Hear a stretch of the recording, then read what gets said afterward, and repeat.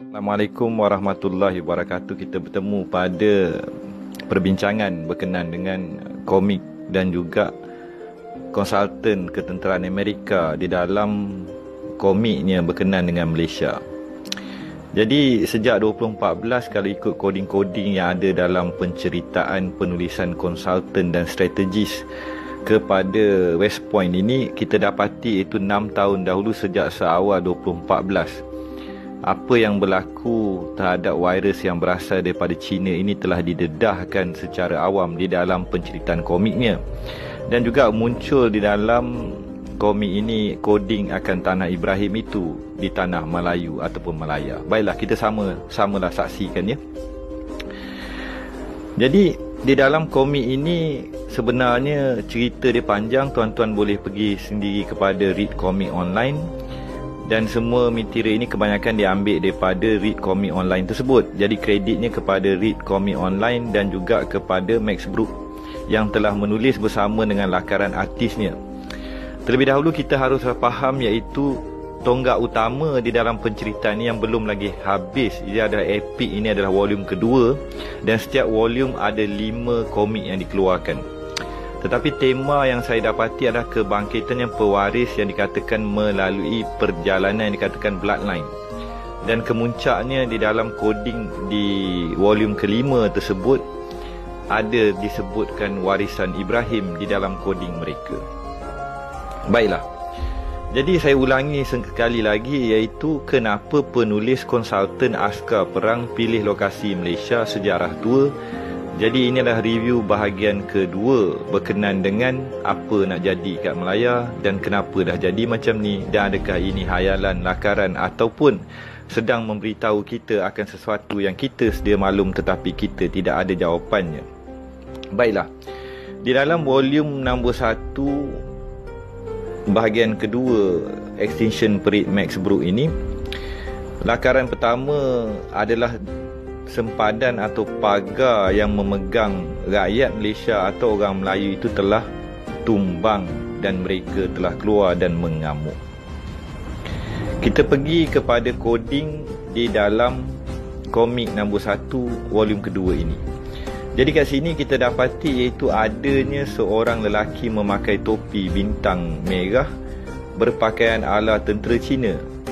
Dan kita sedia maklum ini adalah terbitan 2014. Dan yang berlaku pada dunia sekarang, virus ini telah merebak daripada China. Maksud dia sama ada mereka merancang, mereka telah tahu awalnya benda ini akan bermula daripada Wuhan, China.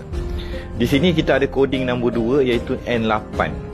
Jadi N8 ni sebenarnya dia berangkai dengan Negeri Sembilan di dalam jejak warisan, tetapi sebenarnya dia bukanlah 9 undang, sebenarnya ianya adalah 8.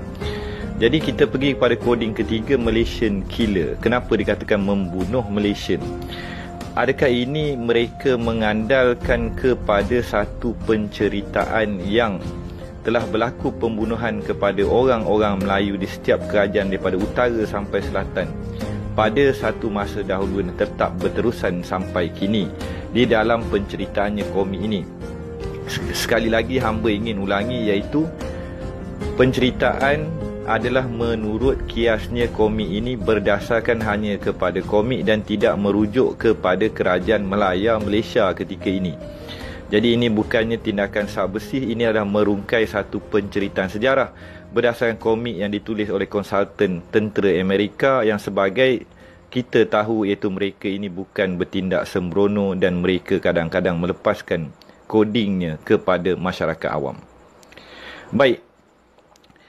Di volume pertama edisi kedua ini kita dapati ada koding iaitu Bahasa Lama. Kemungkinan ini adalah rahsia lama yang mana orang-orang Melayu, pewaris-pewaris yang induk yang terselamat masih lagi bersembunyi sampai kepada hari ini. Koding berikutnya di akhir komik yang pertama edisi kedua ini, kemunculannya seorang wanita iaitu vampire ataupun immortal yang menggunakan tanjak dan simbol orang asal itu tanjak 3 segi dan berambut yang dikatakan rambut orang Negrito ataupun penduduk asal. Komik ini bersambung kepada volume kedua yang mana berlaku kebangkitan pihak vampire lama daripada pihak perempuan. Tetapi perlambangan 3 perempuan atau 3 ibu kandung ini sinonimnya berangkai dengan yang dikatakan satu mitos ibu saka tanah Melayu.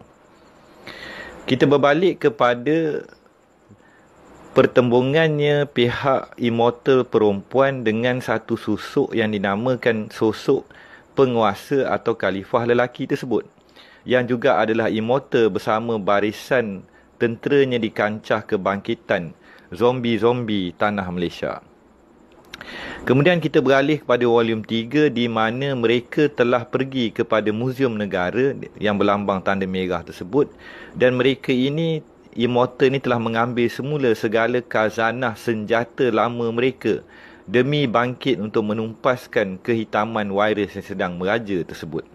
Walaupun kita dapati kedua pihak adalah hitam, kemungkinan ini adalah kiasan sekali lagi.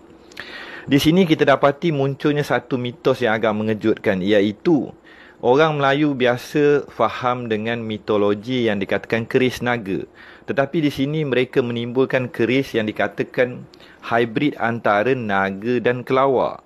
Maksudnya naga hitam mengamalkan darah dan hybrid kepada naga dan kelawar yang meraja di waktu malam. Jadi mereka menimbulkan kesinambungan akan wujudnya satu paksi yang memegang warisannya sebuah bangsa tetapi immortal dan bangkit. Dan di sini kita berdepan dengan satu lagi mitos, iaitu kehebatan keris dan senjata keramat itu semakin hebat jika semakin banyak darah yang dimakan oleh senjata Melayu tua tersebut. Di sini sekali lagi kita dikejutkan dengan satu pembukaan kepada mitos orang Melayu, iaitu sebenarnya di antara keris-keris lama Kesultanan Melayu yang masih ada di United Kingdom dan di luar negara, sebenarnya perlambangan ular itu jelas dan nyata pada keris Melayu yang tua-tua dahulu kala. Jadi, kita berbalik kepada edisi 4. Di edisi 4 ni kita melihat kemunculannya babak di mana munculnya immortal ataupun penceritaan yang terpalit dengan pihak penjajah British ke atas tanah Melayu.